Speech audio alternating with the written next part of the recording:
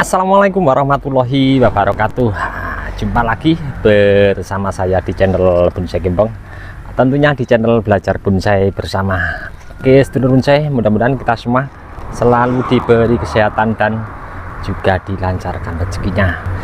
Di kesempatan kali ini saya mau mengerjakan untuk bahan bonsai waru ya, yang sudah saya tanam di lahan ground. Untuk bahan ini awal tanam tidak saya update untuk teman-teman ya. Yang jelas untuk bahan ini dulu dari budidaya cangkok saya tanam di polybag, kemudian setelah tumbuh subur di polybag saya lakukan pecah batang, langsung saya tanam di lahan ground. Oke, tidak usah panjang lebar, kita langsung menuju ke bahannya seperti apa kondisi terkini ya. Oke, sudah nampak ada di hadapan saya yang paling pinggir sini untuk bahannya. Ini bahan saya tanam kurang lebih sekitar 3 bulan yang lalu. Dari cangkok saya tanam polybag, kemudian tumbuh subur saya lakukan pembongkaran, lalu pecah batang, kemudian saya tanam di lahan ground. Dan kalau diperhatikan untuk kambium sudah mulai jalan. Nah, di sini saatnya saya mau melakukan untuk eksekusi pecah tahap lanjutan, dimana bertujuan untuk pembesaran pangkal batang bawah. Nah, untuk teman-teman saya sarankan ya, apabila mau melakukan proses pecah batang ataupun luka membuat alur dan lain sebagainya, usahakan kondisi di atas tumbuh subur ya, karena akan mempengaruhi atau mempercepat nanti kita berproses pada bahan yang kita mau lakukan pengerjaan tahap lanjutan. Oke, saya langsung mau mencoba untuk lakukan eksekusi.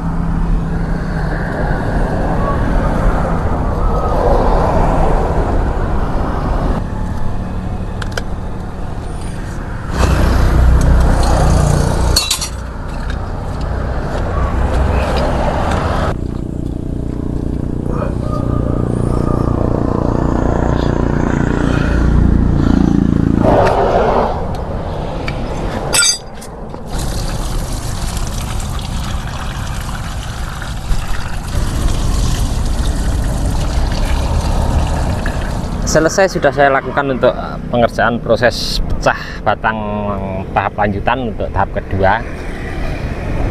Sedikit agak terlambat ya untuk saya lakukan proses.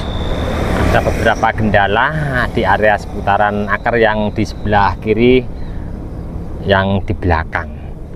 Kalau teman-teman perhatikan, sebelum saya lakukan eksekusi pecah tahap lanjutan, untuk di tahap awal saya lakukan pecah dari pembongkaran polybag, memang sengaja saya bikin agak sedikit lebar.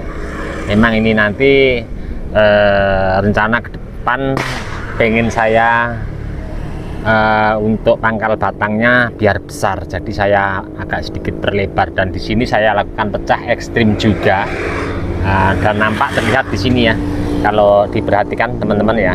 Nah, luka pecahnya sangat tinggi sekali, dan lebar ini jari sampai bisa masuk. Tadi saya lakukan di awal pecah saya pakai pahat V, bertujuan untuk biar di saat saya lakukan pecah mengikuti alur pecah yang saya inginkan. Nah, nampak terlihat ini rongganya masih jari bisa masuk semua. Nanti ditunggu ke depan untuk perkembangannya, kalau kambium sudah mulai jalan keseluruhan seperti sebelum saya lakukan pecah, mungkin akan rapet ya, dan bisa disusul juga nanti di proses tahap lanjutan. Coba kita cek untuk bahan ini dari sebelah sana, ada sedikit kendala yang pembagian akarnya kurang pas, saya lakukan paksa untuk pecah. Nah, ini dia nampak dari sebelah sini ya, kalau kita perhatikan secara detail akar yang lari ke sebelah kanan ya. Nah, ini pembagian akarnya kurang pas. Terus di sini hanya ada pembagian satu akar saja, tidak ada pecahan anak cabang akar. Sebenarnya tadi ada beberapa akar juga ya, tapi kalau saya bagi terus saya sisakan beberapa akar yang kecil-kecil, saya rasa saya tidak mau resiko, karena di sini batang sekian terus di atasnya tumbuh subur. Di sini saya kurangi beberapa akar yang kecil-kecil tadi, ya saya sisakan ini saja. Terus akar satu ini saya pecah dari ujung sini nyampe ke atas, dan nampak terlihat di sini belum ada pengisian. Nah, di sini juga, kalau di sini pas ya tadi pembagian anak-anak cabang akarnya, untuk pecahnya pembagiannya pas. Nah, ini nanti untuk mengisi ke akar ke sini, nanti tunggu dulu ini kambium biar mungkin akan saya press di area seputaran sini. Kalau ada anak cabang akar tumbuh sini akan saya larikan ke sini, sama juga dan di sebelah sini. Oke teman-teman, untuk pengerjaan kali ini selesai, dan ini mungkin akan saya timbun pakai media tanam, nunggu biar kering dulu bekas luka pecah. Nah, bertujuan untuk apa? Ini kalau kondisi pecah terus luka baru seperti ini, kalau saya langsung timbun, otomatis ini luka baru terkena media tanam bisa mengakibatkan jamur atau kebusukan. Nah, saya tunggu kering dulu. Mungkin kalau nanti cuaca panas full seling 3 atau 4 hari, cek secara berkala. Kalau sudah benar-benar kering, baru akan saya lakukan penimbunan sekian. Cukup sekian dulu dari saya di channel Bonsai Gembong. Ke depan untuk bahan ini insya Allah kalau masih bertahan, akan selalu saya update untuk teman-teman. Untuk teman-teman yang selalu menyimak, mensupport di video saya ucapkan banyak-banyak terima kasih, tidak bisa saya sebutkan satu persatu. Dan untuk teman-teman yang komen-komen di bawah deskripsi mungkin belum bisa saya tanggapi satu persatu juga, saya mohon maaf, mungkin karena waktu juga keadaan saya belum bisa menanggapi satu persatu. Dari saya di channel Bonsai Gembong cukup sekian dulu. Salam satu hobi, salam budidaya. Assalamualaikum warahmatullahi wabarakatuh.